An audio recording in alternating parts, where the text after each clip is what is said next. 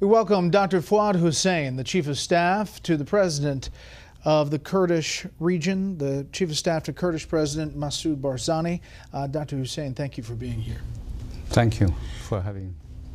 First, I want to start with the latest news from the front lines. A battle with ISIS in or near the town of Rabia. What can you tell us about that early this morning? Yes. Rabia is a small town on the border of Syria, and it has been liberated by Peshmerga forces, our Kurdish forces, almost a month ago. But now, this morning, early in the morning, the terrorist forces tried once again to regain Rabia. They attacked with using heavy weapons and Humvees this town and our Peshmerga forces there. After heavy fighting, it was possible for our Peshmerga forces to beat the terrorists, and 18 of them has been killed, and 36 or 38 of them has been, I mean, they participated in the fight, and their forces has been destroyed. And were there casualties on the Peshmerga side? We have got 10 casualties. Fatalities? Yes. Yeah. It has been tough, this battle. What is the thing that we don't know about it sitting in the U.S. From your perspective on the ground? No, this is a tough fight. They attacked Kurdish area in the beginning of August this year. But after 2-3 weeks, it was possible for our Peshmerga forces to take the initiative and regain almost all Kurdish area except Sinjar, which is on the border with Syria. This is, we are talking about a force which has to do with an area of about 2,000 kilometers square, and we are talking about controlling a population which is about 10 million people. It is a big force. It is an international force. It is well trained. They've got heavy weapons, well financed, and well disciplined. So we are talking about a state of terror. We hear different numbers about the ISIS terrorists, you know, the number of their forces. Yes. Are we underestimating that? I think so. I think the numbers which has been mentioned, talking about 20,000 or 30,000, is not the right number, because when we talk about a large area which ISIS control, which is 1/3 of Iraqi territory and 1/3 of Syrian territory, and we are talking about more than 10 cities, big and small. So that means controlling these cities needs security, but at the same time they are fighting in the same day in 4, 5, 6 front lines. So that means they have got big forces, but also they are running their state.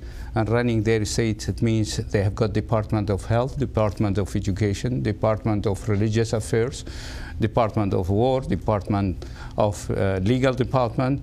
So those people who are doctors or engineers, one day they are engineers, or one day they are doctors, but the other day they are ready to be their fighters because they believe in their fight, and they are terrorists.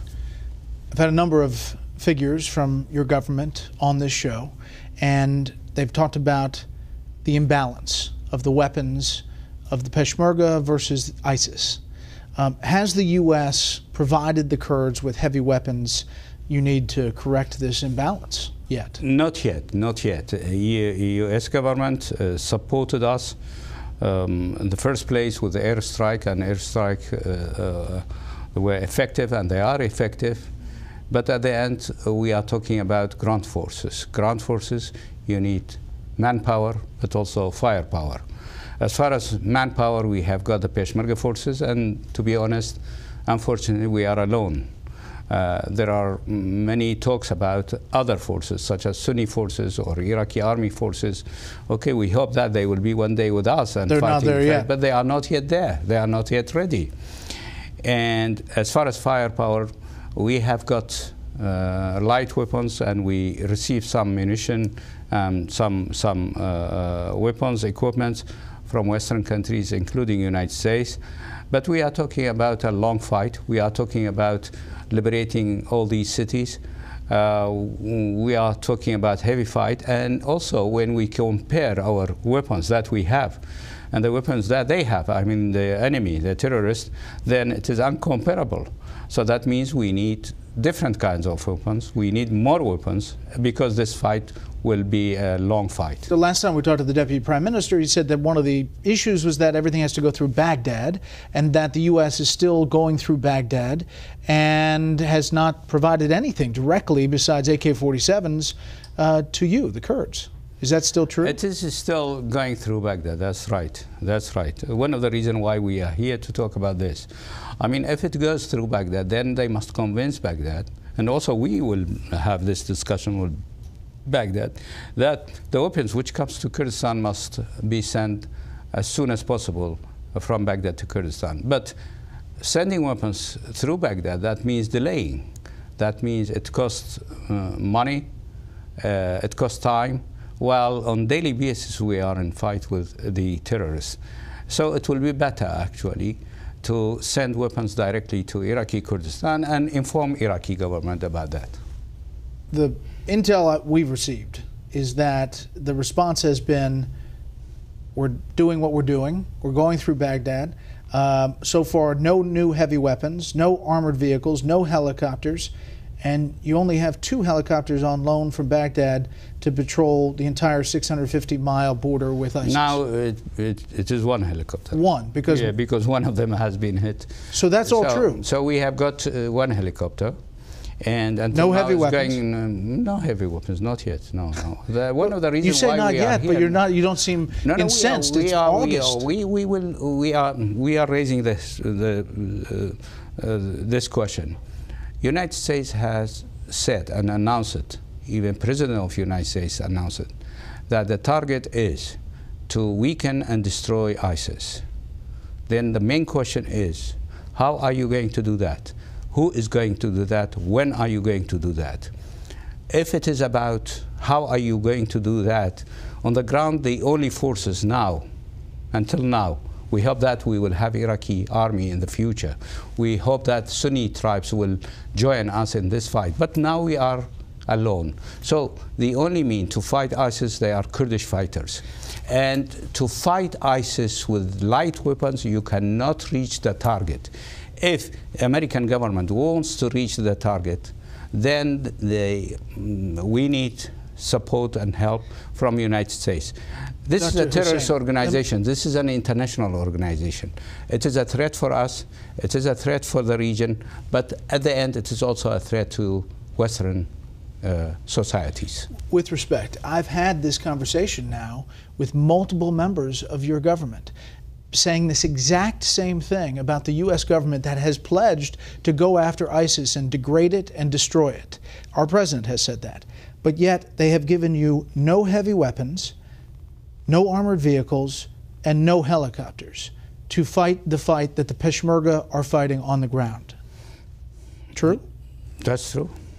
But that's pretty remarkable if it's November and August. We are asking that. We are asking American administration, American government to help us and support us. Otherwise, perhaps we can defend our area, but we cannot help to liberate other areas.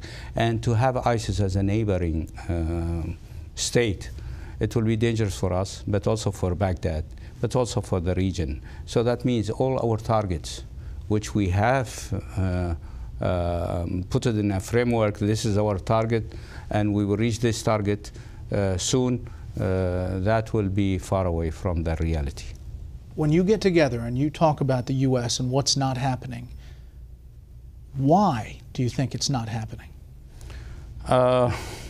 This is, of course, this question must be asked. And we do. We, U.S. government.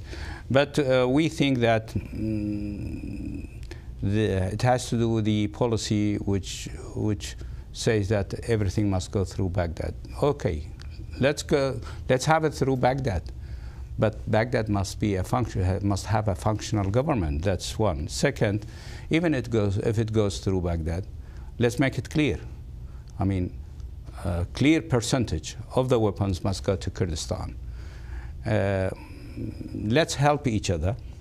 This is not our fight only. It is also your fight.